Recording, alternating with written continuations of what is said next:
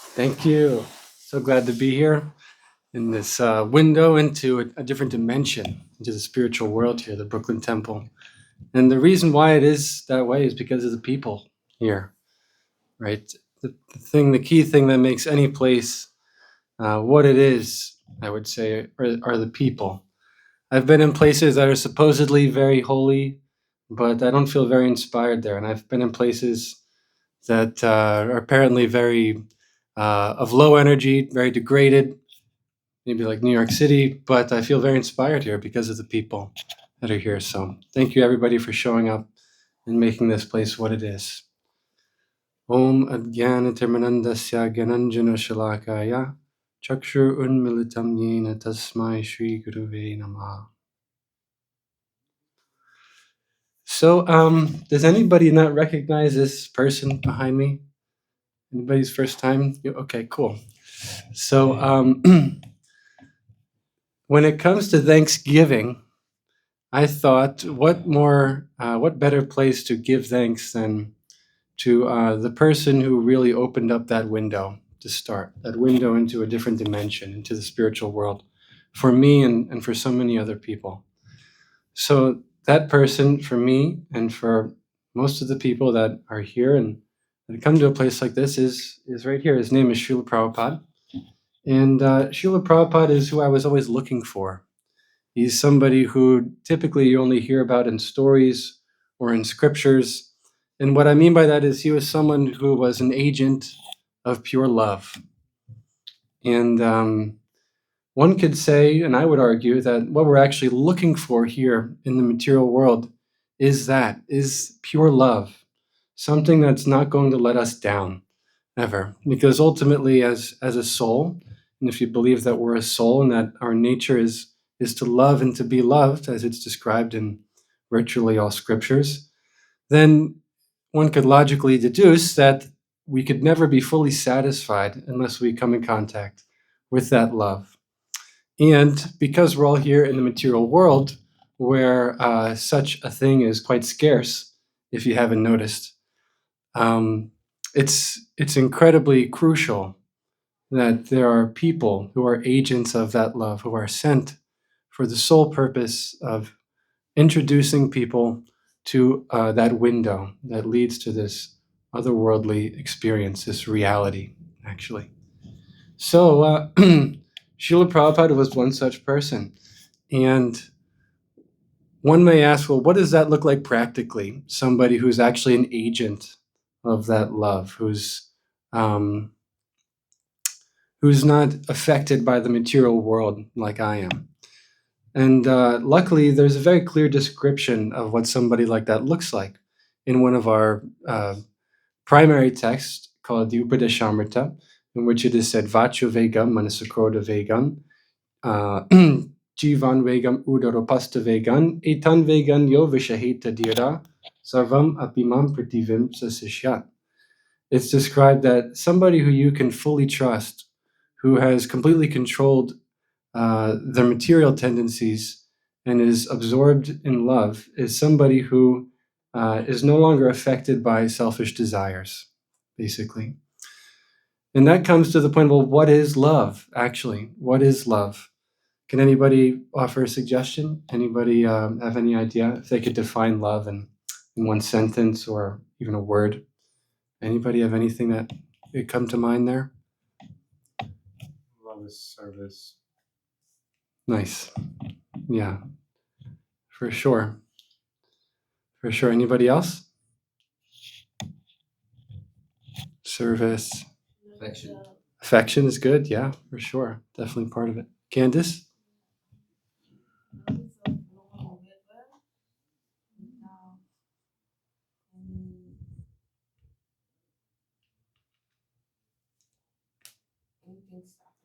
Yeah, that's a really nice way of putting it.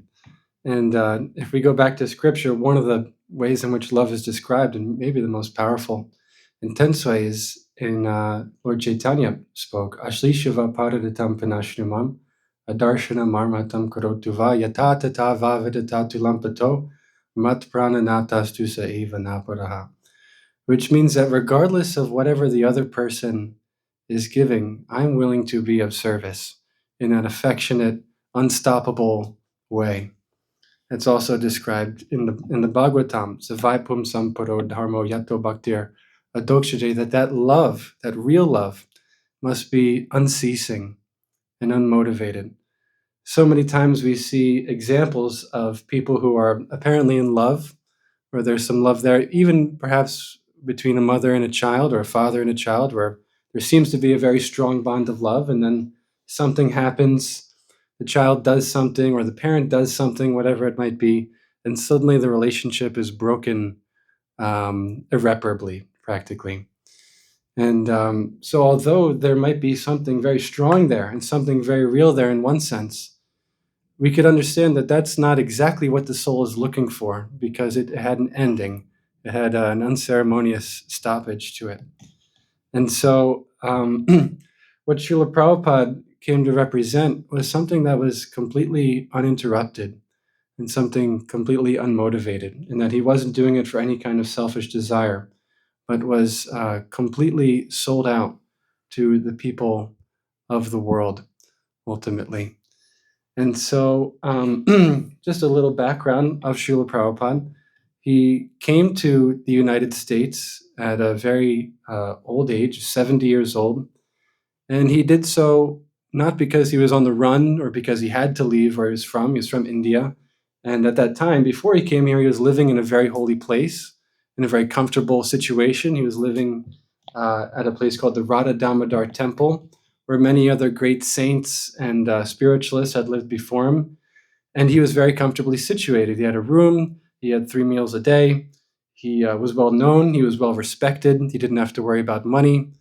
But because he had this love within him, and because love is service, and because love is never ceasing, he felt this pull. He felt this pull that it's not just that he should be experiencing this reality, but he wanted to share it with everybody. He wanted to make sure that everybody could get a glimpse into what the soul is actually looking for. And so at that very old age of 70, after he had wrapped up his familial duties and made sure everybody was properly situated, he took sannyas, which means he renounced his material life and dedicated himself fully to the service of humanity, basically.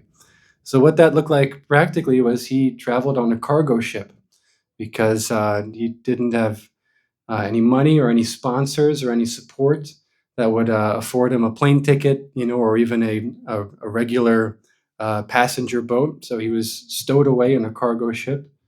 On the way over, he was not in good health. He had 3 heart attacks, 3 separate times on the way over. And it's described in his diary, which I'll read a passage from soon, that he felt that he was going to die. But in his heart, in his mind, he thought, again, there's nothing that could stop me from this. My motivation in this is not to please myself. It's not for my own aggrandizement or sensory pleasure, but I'm doing this solely for the sake of service, out of a love that was very apparent. So again, anybody might say that I love you, this is love, that is love, but what does love actually look like? It looks like that. It looks like service. It looks like sacrifice for a greater cause.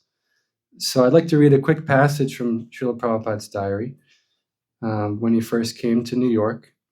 And as I said, he had no support. He had no benefactors. He came with a couple of rupees in his pocket and a bag of cereal, from what I understand, because he wasn't sure if there would be vegetarian options for him in New York. Could you imagine? He grew up in India. This was in the by this point, the mid 1900s.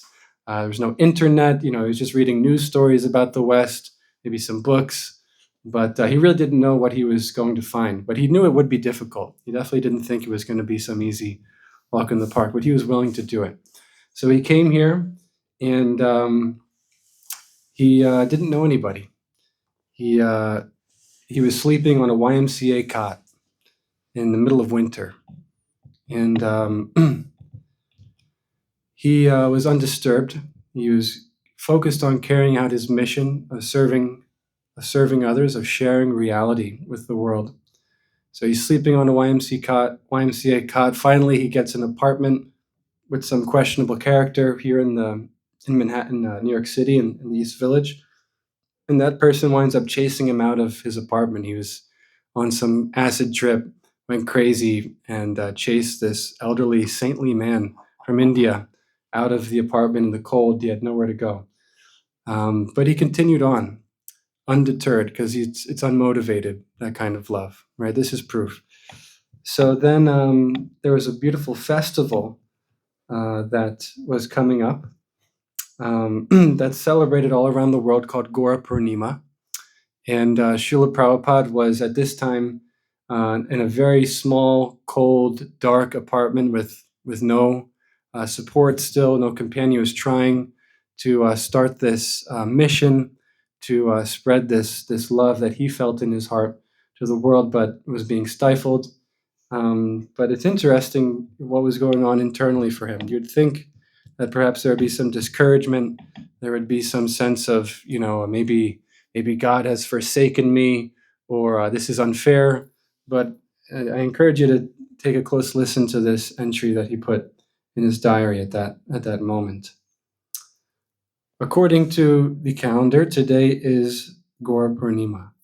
Devotees at Vrindavan and Navadvip are enjoying the celebration. I am here alone without any devotee companion, but I have come here to serve the Lord and not for personal happiness. I am prepared to live in hell even if I am able to serve the Lord. Sri Chaitanya Mahaprabhu wanted that this mission of love, should be propagated all over the world, and that is my objective. I do not mind any inconvenience personally felt. So, any reflections so far, perhaps on that diary entry? I know it really moved me, for sure. So much of the normal material consciousness is based upon what gives us pleasure and what gives us pain. But here we see the exact opposite of that. That Srila Prabhupada is embracing this painful situation and this apparently morose kind of circumstance that he's found himself in. Why? Because his objective is solely to spread this mission of love. He understands that this is the cure-all and that he can't keep it to himself. It's very inspiring to me. Does anybody else have any comments or reflections so far about the diary entry or about what we've discussed so far? Yes, Prabhu. So, looking at it, it was a pretty uncomfortable situation he was in. But I was thinking about, like, a mother I remember somewhere in Florida where her child was very nice at the beginning, and then he got a little bit older. I think he was like half a year or something. He started to become a nightmare. And it's like similar to Prabhupada. It's a very uncomfortable situation, but what he was trying to do, what she was trying to do, it's like you're trying to do something for someone else who's so important to you, or for some mission that's so important, that the suffering gets diminished by the strength of your love or your affection or your emotion for this thing you're shooting for. So it's interesting to see like how much suffering someone can go through and tolerate if they have some higher calling. Yeah, that's beautiful, and that's seen throughout history, especially in the stories of the saints. You look at someone like Jesus Christ, even who, despite the fact that he was ostracized and ultimately crucified, internally he was feeling close to God, and even while he was up on the cross, it's not that he was thinking, "God has forsaken me," and this is unfair. He was thinking, "Forgive them, for they know." He was in this intimate connection still with the Father, with God. So yeah, such a rare mentality at the same time, but so important when we could locate it in somebody, for sure. Yes. For me, it's like so impressive when you see like somebody that really like lives what he says, and it's like his thoughts, words, and actions are all like in one line, and it's like it also like puts into perspective like my own life, my own struggles. I complain so much about so much stuff. It's like, and then there's this person, 70 years old, unmoved by anything, and just like willing joyfully, go through whatever it takes to us. Like so, yeah. When I also like read this, I was like not even like in the movies you find somebody like this. It's like Yeah. unheard of. Yeah, completely. Yeah, there's a beautiful passage from Bhaktivinoda Thakur that's very interesting in this connection, where he says that suffering that I experience in the course of carrying out the order, the mission of my guru, this mission of love of Lord Chaitanya, that's actually my greatest happiness. So it's an interesting point. I'll just go into really quick that oftentimes we think that whatever gives us immediate pleasure, right, is going to provide us happiness. But oftentimes it's the opposite. Those things that we sacrifice for in the beginning actually provide the long-term happiness, satisfaction that we're after, right? If after high school we just go and party and have a great time and do whatever we want, then after that little period is over, we'll be in a pretty bad situation and we'll be suffering because we haven't put in the time required to situate ourselves in such a way that we can be comfortable and satisfied. Whereas if instead we dedicate ourselves to study and situate ourselves properly materially, then we could so-called enjoy, for the long term. So that's a kind of a little indication, of reality in one sense. And the same applies here in the spiritual sense, that the real pleasure, the real happiness comes not from immediate pleasures, but from sacrifice. Lord Rishabdev told that to his sons, Brahma Saukyam Tvanantam, that real happiness comes from sacrifice. It comes from divine austerity. So that principle is exemplified here in Srila Prabhupada. So many times, again, we see so many gurus. This one seems like they're the real deal. They're preaching love, and all these things. That one also seems pretty nice too. But one surefire way to see if somebody's actually situated on that level or not is in the way that they're willing to sacrifice. And Srila Prabhupada was such an incredible example of that. To come to New York with absolutely nothing, to know nobody, to have no money, to have no support whatsoever, to be sleeping on a cot in the YMCA while all the so-called, yogis and swamis of the day were up on the Upper East Side, in these lush apartments, or had these retreat centers in upstate New York, or whatever it might have been. Srila Prabhupada wasn't interested in any of that. He was simply interested in spreading the real thing. And you would think at that point, right, that after about a year it was of this kind of almost vagabond-like living, going from place to place, no real money, no supporters, nobody coming, that he would be discouraged, and maybe he would start watering down what he came to give, maybe start kind of telling people what they wanted to hear a bit more. But no, he was uncompromising. He was simply repeating what it says in the scriptures, in the Bhagavad Gita, in the Srimad Bhagavatam, because he had a full understanding that that was truth, that was reality. Why? Because he was actually experiencing it himself. So that's what actually gives somebody that level of conviction, where they're willing to travel across the world with no money, no prospects, and sacrifice everything for the sake of service, if they're living it, if they're experiencing it themselves. When we're in that state, then sleeping, food, the regular material pleasures are of no use to us. We see them as no better than a dog eating dirt or something like that. The dog is thinking I'm enjoying, but in reality, it's just getting some sensory pleasure. When we're actually experiencing true pleasure, the pleasure of the soul, then all those other lower pleasures seem absolutely insignificant and actually detestable. So that's another way to tell why somebody, or how somebody like Srila Prabhupada is someone we can fully trust, because you can see a complete detachment from material pleasures.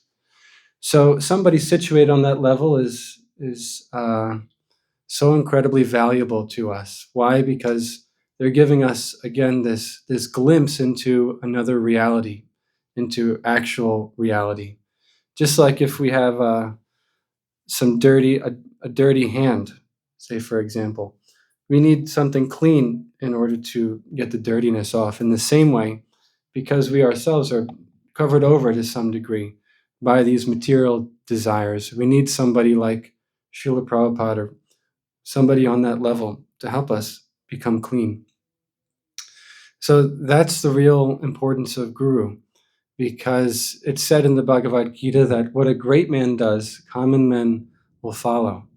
But who are those great men these days, right? Back in the day, before Kali Yuga, before this Iron Age in which degradation kind of ensues, progressed to what it is today, people in general were more likely to idolize people like saints, people like Jesus Christ, um, great generals, say in war, great leaders who sacrificed themselves for the good of their country, perhaps.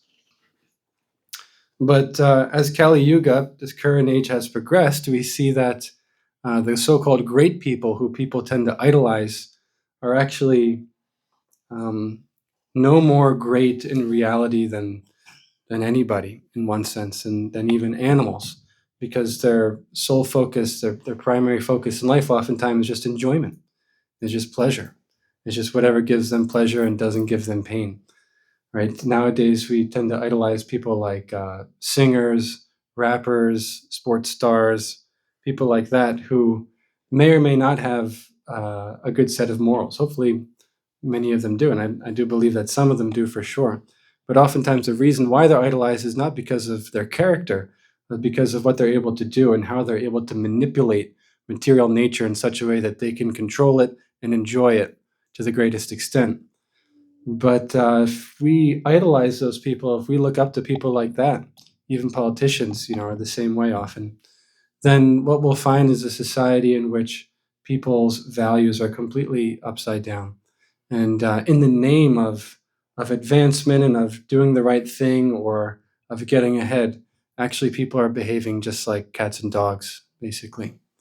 So how important is it to have somebody like Srila Prabhupada, who has completely bypassed this, material paradigm, and instead of doing what's pleasurable in the short term and what is and avoiding pain, is actually willing to sacrifice his life for the welfare of others.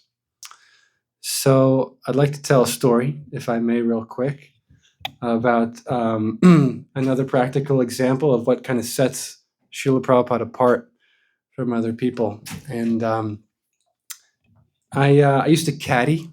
I grew up on a golf course. Does anybody not know what a caddy is? Most of you should be familiar. You've probably seen them on TV. Maybe you carry the guy's bag, the golfer's bag, kind of make conversation. So, because I grew up on a golf course over the summers when I was growing up, and when I was in college, then I would do this work. I would caddy at a private golf club, and the club that I happened to be caddying at just so happened to be hosting the U.S. Open qualifier. The U.S. Open is the biggest tournament in golf. And the reason why is because anybody theoretically can qualify for it. And so they'll have different qualifiers on different courses throughout the country, and I believe even throughout the world. And different people can try out, and if they shoot a low enough score, then they could potentially get into the U.S. Open, which again is this huge thing. It's on TV. It's like the number one tournament. So I was up early. I was chanting on the day of this qualifier. I wasn't expecting to go into work because pretty much everybody brings their own caddy. But then I get this call from the guy who's in charge of the caddies, who's my boss at the time. And he says, hey, I need you to get here right now. If you can, there's this guy here. And for some reason, he didn't bring a caddy. Like, are you able to make it? And I was taken by surprise, but I said, okay, sure, I can come in. So I get there, and then one of the guys who helps out is passing by me, and he says, oh, you're going to like this guy. You guys will get along. I'm like, okay, cool. And he knew I was into kind of meditation, spirituality, and stuff like that. So, okay, great. So I start walking with this guy, and with caddying, you're basically with the person. One round of golf typically takes about 4 hours. So a lot of what you're doing is actually just making conversation, making small talk, kind of getting the person comfortable with you like that. So I'm talking to the guy, and for the first 2 hours or so, we're just talking about sports and basic stuff. What do you do? What kind of work the guy did, and just kind of going back and forth, keeping it light. And finally, it gets to the point where he asked me, what do I do? And at this point, I had already lived in the ashram for some time. I had spent a lot of time with Srila Prabhupada's books, distributing them, reading them, and so I was like, well, I'm into spirituality. I'm in school, but I'm not such a big sports guy. Actually, I prefer meditation and philosophy. And he looked at me and was like, oh, this is gonna be good. I was like, okay, cool. I guess he was into it. So then we started talking about spirituality a bit more, and we're going back and forth. And I could see that he's got a great grasp, of Vedic understanding, basically. And so now we're talking about karma, and we're talking about the nature of the soul and the difference between spirit and matter, illusion, all of those kinds of things. And he's eating it up. He's like, yeah, and what about this and that? And we're going back and forth. And I'm like, yeah, man, this is great. So I'm about to hand him over something that I had right here in my waist. And we wear this, what's called a bib. You have like some pockets up front, and you can keep some stuff in there. And so I always kept a book on me, because you never know, who you're going to meet, who might be interested. So as I'm pulling the thing up, the whatever was in my front to give him, the book, which just so happened to be backwards and upside down, kind of came up a little bit. And he said, oh, what's that? And I was planning, of course, to give it to him a little bit later, since he's so interested in this stuff. And I said, oh, don't worry about it. It's a little book. I'll give it to you later. And he's like, no, is that AC Bhaktivedanta Prabhupada? And I'm like, what? How do you know Prabhupada? And he said, I have 4 of his books in my car. I've been reading them nonstop for the past 2 months, and I've been looking to learn more about him. And at this point, I'm completely shocked and blown away, and feeling some special inspiration from within. Because if you could understand just how unlikely that is, that first of all, this field is made up of thousands of people. Second of all, it just so happened that this guy, for whatever reason, this is a guy who's played in many professional tournaments before, forgot that he needed a caddy, or he thought that he could get away with not having his. It was the only guy. I was the only person who got called that day, and of course, I was that person who got called again for who knows why. And I got paired up with this guy, and it just so happened that this guy, who was literally from Nevada, who drove here for the qualifier, had stumbled into a thrift store a few months earlier, picked up some books by Srila Prabhupada, and was completely in love with what he was reading and wanted to learn more about it. And so I was put in that position where I was to connect with him. And for me, it was so inspiring on a few different levels. One of them being the fact that Srila Prabhupada is so powerful because he was so authentic, and because he was truly an agent of this love that we're all seeking, that despite the fact that he was giving what many would consider to be almost an obscure philosophy, was talking about things like a personal God, right? And that we should live a very strict lifestyle, that's free from the things that a lot of people consider commonplace. But still, regardless of that, over time, people become so inspired by him just by reading his books, that they're willing to give themselves to him and to completely transform their entire lives. And on another level, another way that I thought of the experience was that Srila Prabhupada is so empowered that the degree of inspiration and transformation that he triggers within people, it completely crosses borders, right? When I first went to India, I saw that people from all walks of life were absorbed in this philosophy. And this guy, who was just some dude, basically, who was incredibly athletic, sports guy, in a field of thousands of others, all of whom I would say probably had never even come in contact with something like this, was so inspired that he was reading these books nonstop and wanted to learn more about them. And Srila Prabhupada had said that one of the main things that could help one advance on this path is sharing it with others, especially in the form of his books, giving his books out.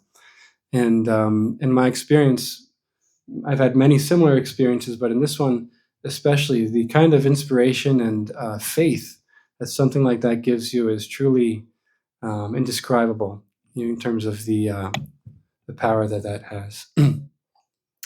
So I was completely blown away, and it's something I'll never forget.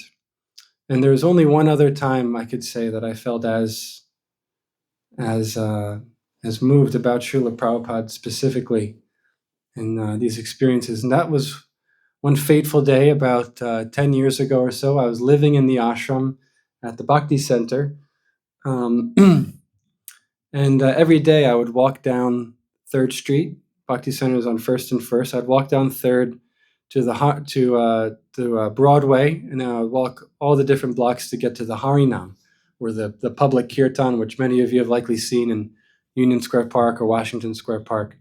So in those days, it was always at Union Square Park, so I'd always take the same route to get there. And I was walking down 3rd Street, and as I would go, I would always give out Srila Prabhupada's books. And so I was coming down 3rd, and I kind of had this policy that if people were like stationary, then I wouldn't approach them because I wouldn't want them to feel like trapped, or like I was holding them basically. And I was always trying to create a good impression. But there I go, and there just so happens to be a guy on his stoop. He's sitting there, and I'm thinking I usually don't, but maybe this time I will. I don't know. But something inspired me, and I said, okay, I'm going to talk to this guy. So I stop, and I start talking to him, and he kind of stops me, and he says, oh, I know you guys. Yeah, I get it, and I like what you guys are doing, and I actually met your guru, Prabhupada. And I said, you met Prabhupada? The guy was older, for sure, but, well-to-do, kind of respectable older guy. And he said, yeah. He said, I met Prabhupada. It was right here on the Bowery. There used to be a Walmart there, and he stopped me outside the Walmart in the mid-'60s, and he started telling me about his books. And as he's recalling this to me, he starts tearing up, and he's describing what Prabhupada was saying to him he's telling about the books, and then he starts just crying to me. This is, again, just a well-to-do, respectable guy, lives there in Manhattan, and he gets to the point where he can barely speak, but he says that person was not an ordinary person. He was here on a mission to save the world, basically to help the world. And so he said, so keep doing what you're doing because the world needs more people like that. And again, just one of these inconceivable experiences. They say that love, prema, is a transformation of faith. And these kinds of experiences have given me so much faith to the point where I virtually have almost no doubt, about Srila Prabhupada's position as somebody who came with the sole intention of helping the world see the light, see reality in such a dark place. So in that sense, how grateful should we be to somebody like Srila Prabhupada? Again, so many gurus might be there. They all have something to say. They may appear to be well-wishers of the world, and some of them may be. But Srila Prabhupada has proven through his actions, through the way he touches people's lives, both in person and through his books decades later, that he was an agent of pure love from a different world. And he still to this day is giving us that opportunity to recognize that love and to walk in it and realize it ourselves. So I'd like to open it up for any reflections or questions at this time. Jai Srila Prabhupada. Yes. I was wondering, so, you know, when it comes to somebody who you can follow, a guru or any mentor, you know, I was wondering, how can I actually tell if somebody's really pure, Hmm. if I myself am impure and Yeah. tend to want to follow someone who tells me things I like? Right. It's a great question. Bhakti Vinod Thakur, who is Srila Prabhupada's guru's dad, basically, guru's guru, kind of a few ways back. It gets kind of complicated, but someone you can trust for sure. He gives a really good diagnosis in which he says that the way to tell if somebody is genuinely spiritually advanced is if they're very steady, which is obviously you can't fake it. If someone over decades has proven that they never go away, they're unceasing in their loving service, and the second one is that they're averse to criticizing others, which is a very interesting one. Not what you'd expect, not what most people I think would expect, but that's a very powerful one. That and why is that? I mean, I could speculate, but one of the things that first comes to mind is that in the material consciousness, we want to always be putting ourselves above others. And one of the ways that very grossly manifests is in talking down about other people. And so somebody who's completely free from that tendency is someone who we could generally trust. And those people are extremely rare to find, extremely rare. But when you do find them, you'll notice them. You'll notice this person's averse to criticizing others, and opportunities will arise maybe where they could, but they choose to not acknowledge it. Or one of the things I've been trying to do more lately with my wife, and that I've seen Adi Purusha Prabhu do, if some of you may know him, also a similar kind of personality. Whenever somebody's name comes up and maybe is doing something a little bit questionable, or perhaps maybe warranted of some criticism, then he'll say, let's stop and let's pray for this person. And then you just sit there with him, and this person maybe you're so angry at, or did something that was totally unjust and that deserves to be, at least in your mind, criticized. You just all of a sudden take a step back and you're just praying for the person and praying for their ascension and their liberation from these lower tendencies, and it completely transforms the whole atmosphere. So people like that are usually quite trustworthy. Not to say that there isn't a place for calling things out on occasion, but the way in which someone does it is usually very telling. Whenever we're in a situation like that, we personally always have a choice of whether I'm about to try to make a point in criticizing this person or talking about this person, or I'm actually about to try to make a difference and see how can I advance the issue so that it can be resolved ultimately. And so people who have that motivation, you'll see they speak differently, much differently. They act much differently than others. So those are two hallmarks for sure. Check out. Somebody else? Yes.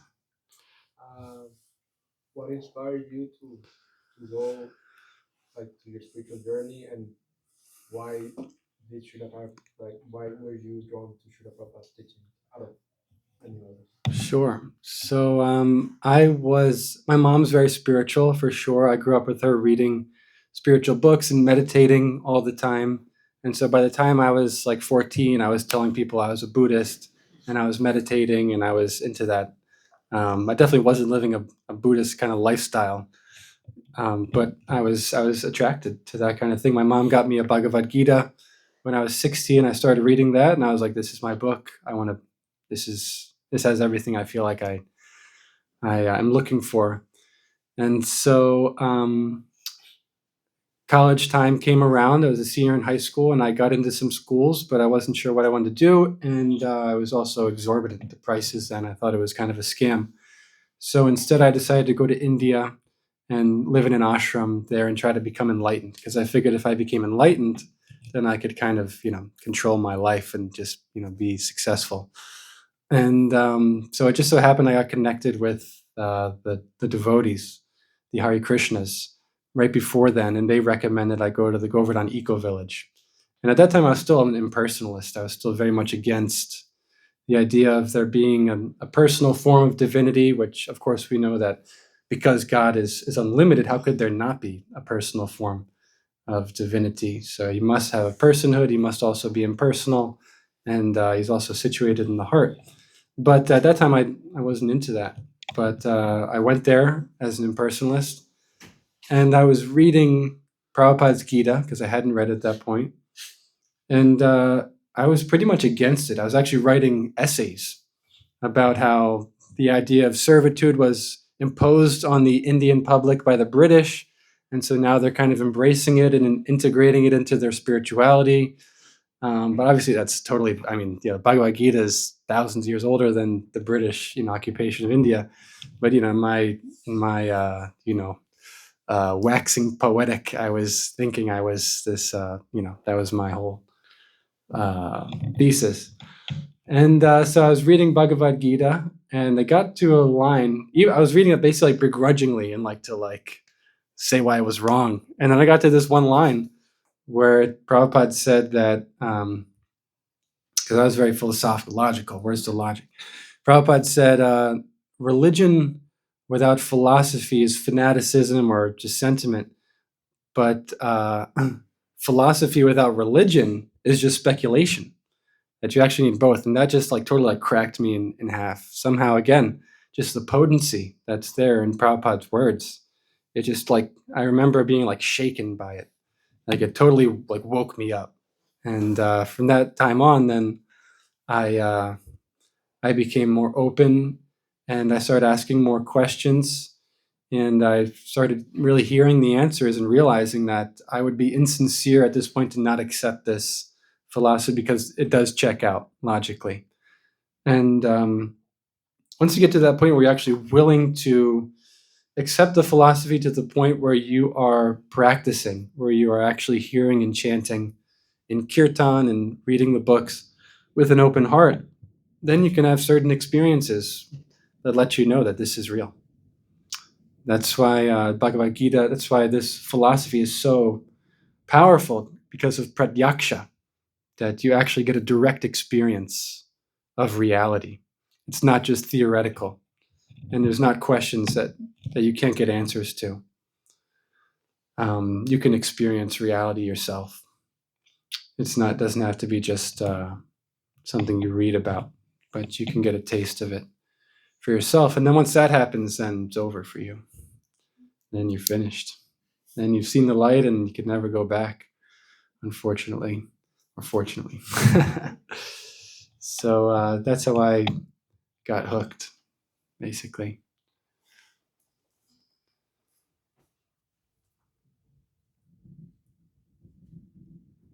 Small question on research. Yes.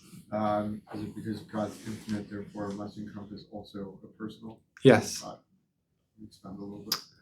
Yeah, for sure. So there's a lot of different ways to look at it. One of the ways that it really worked for me was, this is kind of taking a side quest, but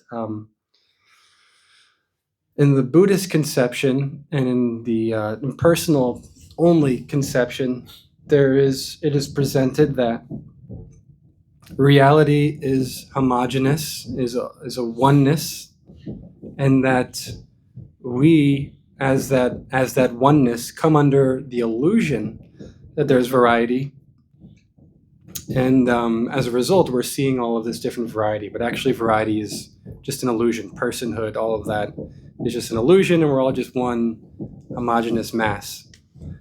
But then the question arises of how could one come under the illusion of something without there being a preconceived notion of what that thing is?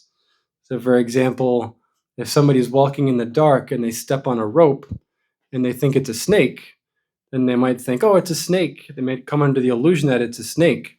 But how could they come under that illusion unless they have some preconceived notion of what a snake is? So the only way that we could be experiencing variety, even if it is an illusion, is if we have some preconceived notion of what variety is, if that makes sense.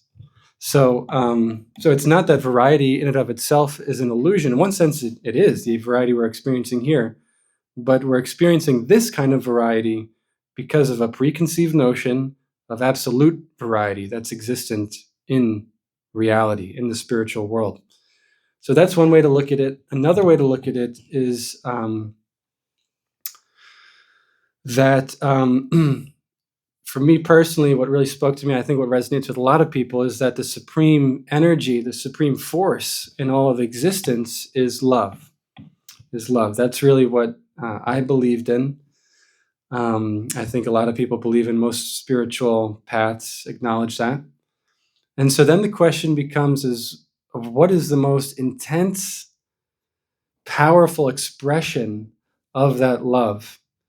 Is it just with a homogeneous existence, or is it with a person? And what we have experience of is that somebody might love, say, their country, which theoretically may be almost like a homogeneous entity, just this kind of thing. But that kind of love could never compare to the kind of love that a mother has for their little baby child.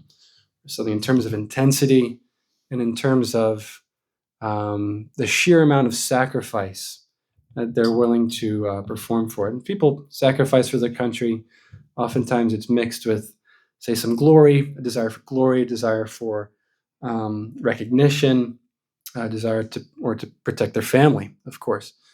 But the kind of love that one experiences with a girlfriend or boyfriend, husband, wife, or a child is so much more intense and so much more complete in terms of the amount of sacrifice and a feeling, an emotion that can come as a result of it. And so from that perspective, one could then deduce that Krishna, as the Supreme Personality of Godhead, is that personality with whom God is that personality with whom one can exchange the most intense and powerful love because of the qualities that they have and because they're a person, because we're a person, not a homogeneous existence. And so that's actually what's declared in the scriptures.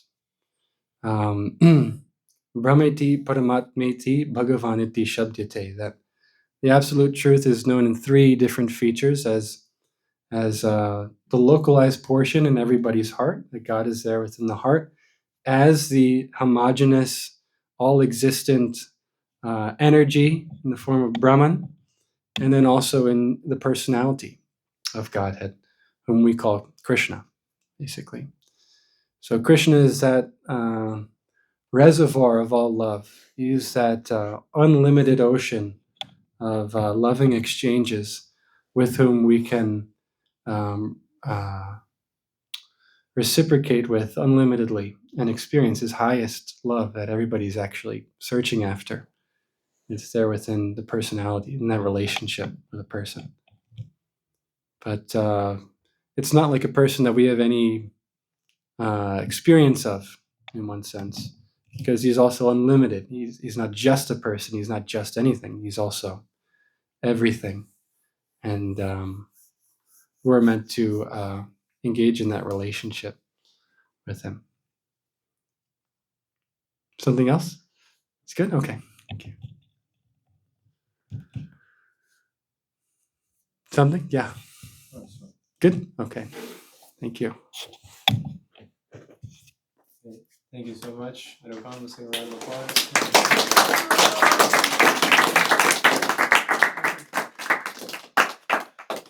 And if you're feeling inspired to take back one of Srila Prabhupada's books, then feel free to talk to us afterwards and we can get you a book that you'd like.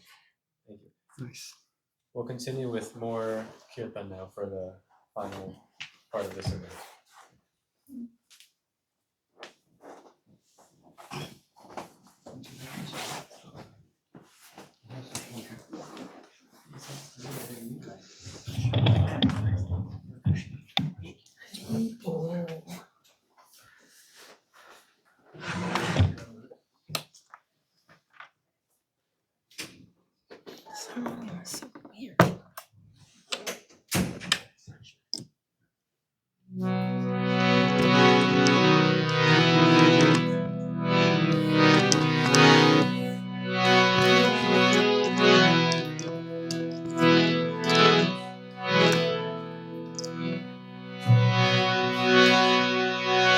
Hare Krishna, Hare Krishna, Krishna Krishna, Hare Hare,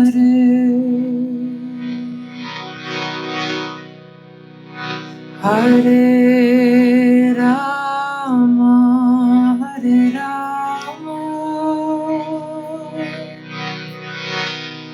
Rama Rama, Hare Hare.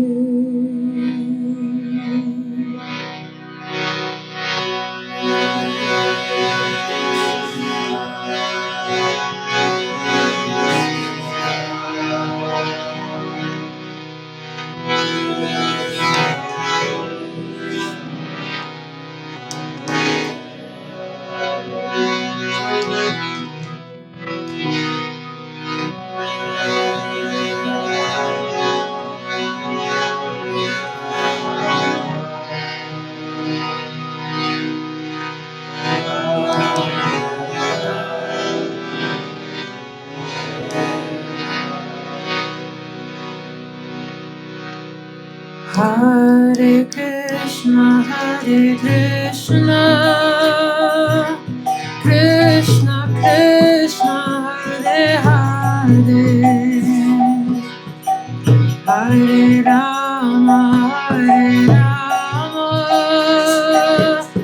Rama Rama, Hare Hare.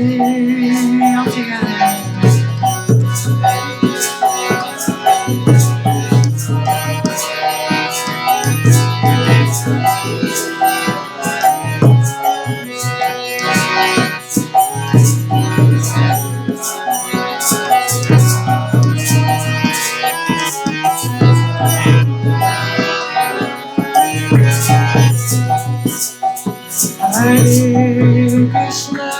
Hare Krishna, Krishna Krishna, Hare Hare, Hare Rama, Rama Rama, Hare Hare. Everyone.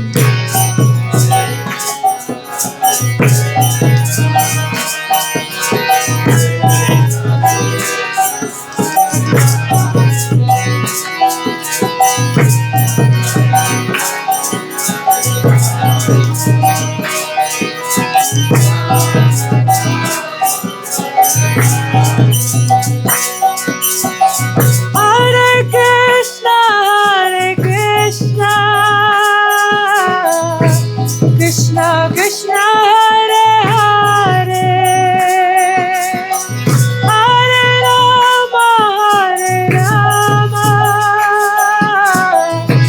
Rama Rama, Hare Hare.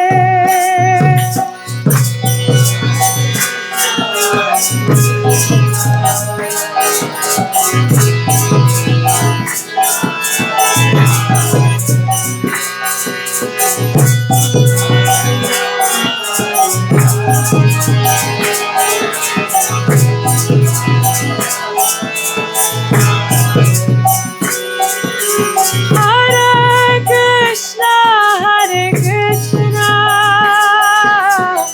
Krishna Krishna, Hare Hare, Hare Rama, Rama Rama, Hare Hare.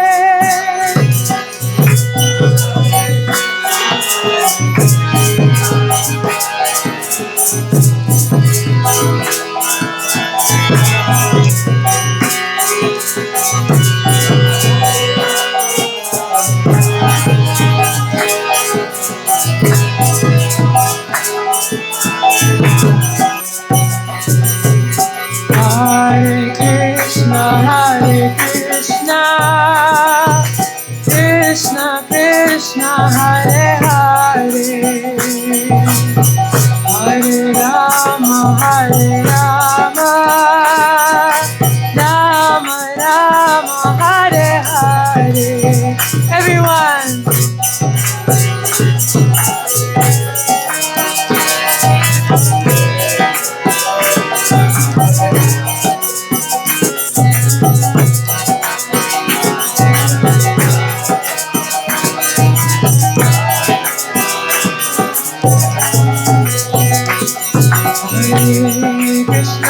Hare Krishna, Krishna Krishna, Hare Hare, Hare Rama, Hare Rama, Rama Rama, Hare Hare. Everyone.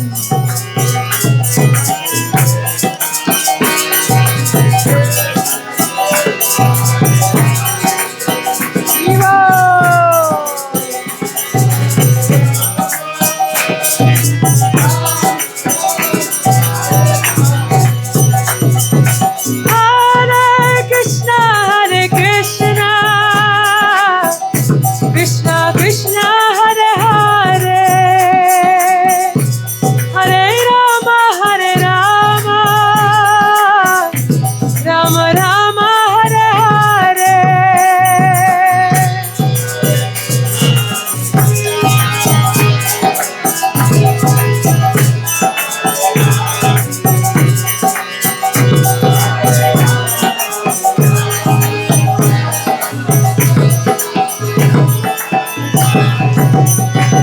Hare Krishna, Hare Krishna,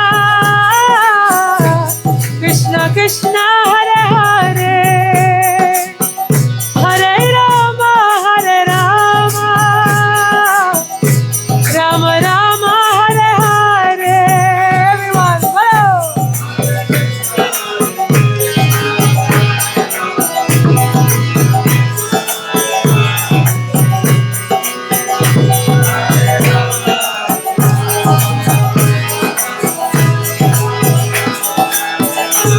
Listen closely. Hare Krishna, Hare Krishna, Krishna Krishna, Hare Hare, Hare Rama, Hare Rama, Rama Rama, Hare Hare. Hare Krishna.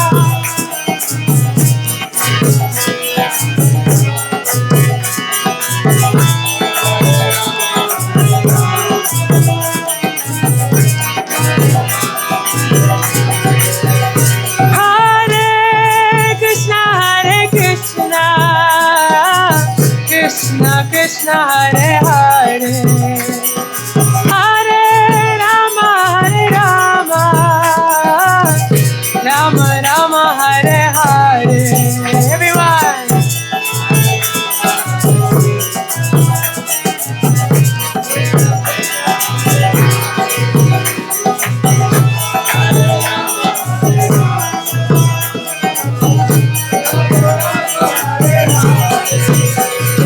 Hare Krishna, Krishna Krishna, Hare Hare, Hare Rama, Rama Rama, Hare Hare.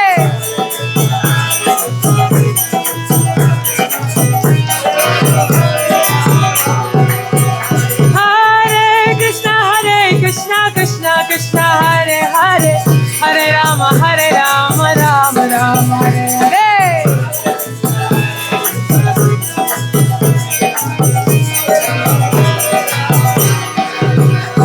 Hare Krishna, Krishna Krishna, Hare Hare, Hare Rama, Rama Rama, Hare Hare.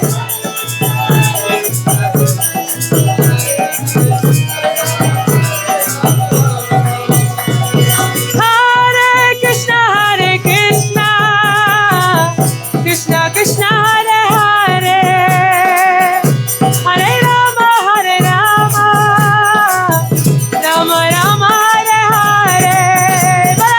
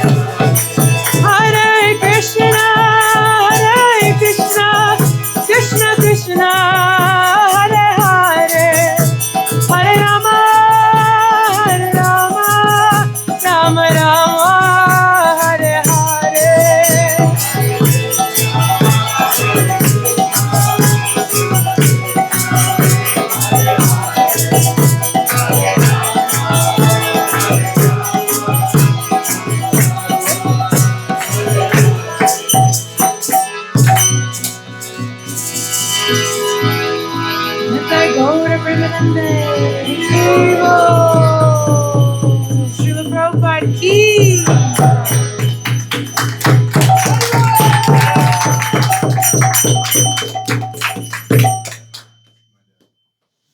Thank you everyone for coming to Bhakti Night. Special shout out to Anupam and Mani Manjari. That's our names together. Anipam. Anupam and Anipam. Manu Manjari. Manupam. Anupam. Manipam. Manipam. Manipam. Manipam. Money in my palm. Speaking about money in my palm, Wow. if you'd like to donate for tonight's event, we're completely off of your donations. Today was a Thanksgiving feast, and if you want to say thanks, you're welcome to put money in my palm, not my palm, in the donation box. In my pocket either. And if you, I don't think we have any announcements for this week. We'll see you next Tuesday. Thank you so much. We have